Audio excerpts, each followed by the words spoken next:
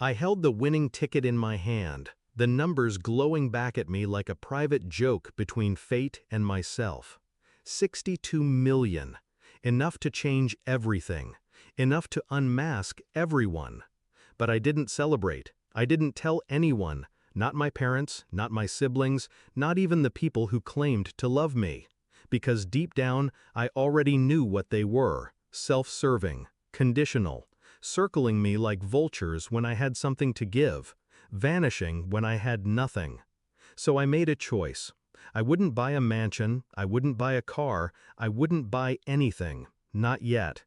Instead, I disappear into simplicity. I let them see me as broke, struggling, barely holding on. And then, one by one, I asked them for help. That was my test. I started with my parents. My father stared at me across the kitchen table, expression hard, voice clipped. Money? Again? You're old enough to fix your own mess. My mother didn't even look up from her phone, just sighed and muttered, "You always bring problems." It stung, but I didn't flinch. I left quietly. Next, my sister. She had a diamond on her finger big enough to catch the sun. I asked for a small loan, just a few hundred. She laughed, actually laughed. Why don't you sell your pride for once and get a second job? God, you're pathetic. Her fiancé smirked beside her. I saw the disdain in both their eyes. Then came my brother, the one I'd bailed out of jail when he crashed his car drunk, the one I covered for when he borrowed from loan sharks. He leaned back, arms crossed, and shook his head. Look, man, I can't keep carrying you. Figure your life out. Carrying me. The words sat in my chest like acid. Each rejection didn't break me, it confirmed me. They saw me as useless without resources, worthless without leverage, disposable. And yet, there was one person left.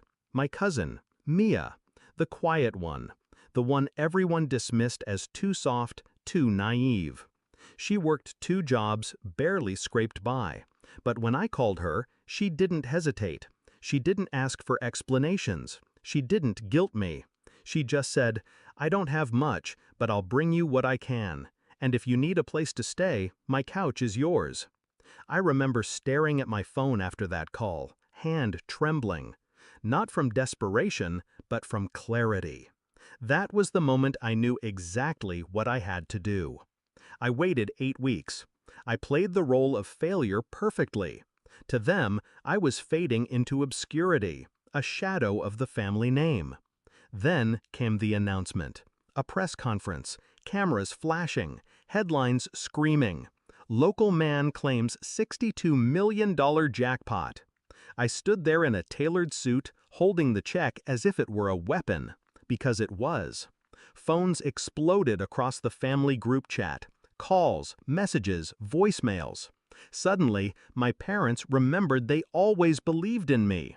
My sister texted paragraphs about family sticking together. My brother sent me his bank details without even saying hello. I let them wait. I let them sweat. And then I invited them to dinner. We sat at the same kitchen table where my father once told me I was on my own. Only this time, the power was mine. My father cleared his throat first. "Son, we may not have always shown it, but we're proud of you. Family is what matters now." My sister chimed in, sugar dripping from her voice. "We should stick together, invest together, like a real team." My brother didn't bother pretending. He leaned forward. "Just cut us in, and we'll make this grow." I let the silence stretch, watched them squirm. Then I spoke, calm, precise. "When I asked each of you for help, you turned your backs.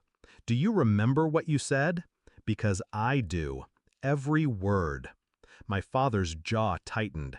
My sister shifted uncomfortably. My brother scoffed, but I saw the fear flicker.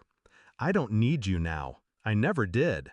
And you won't see a cent of this money. Not one." The color drained from their faces. Rage simmered under their skin, but I didn't give them space to speak. I've already decided where it's going. Investments, charities, and the people who showed me loyalty when I had nothing. I looked at them one by one, then smiled. That means Mia, and only Mia. The room erupted. Shouts, accusations, curses. My father called me ungrateful. My sister screamed betrayal. My brother threatened lawyers. I just stood, collected my jacket, and left them in their fury. Outside, the night air felt sharp and clean. My phone buzzed. Mia, again. "You don't owe me anything," her message read. "I just wanted you to be okay." She had no idea what was coming for her. The new home, the trust fund, the freedom she'd never imagined. Because in the end, 62 million wasn't the prize. The truth was. And now, I finally knew who my family really was. I didn't win the lottery. I won clarity. And with it, I rewrote the definition of family forever. They'll hate me for it, but that's fine. I don't owe them anything. Not anymore.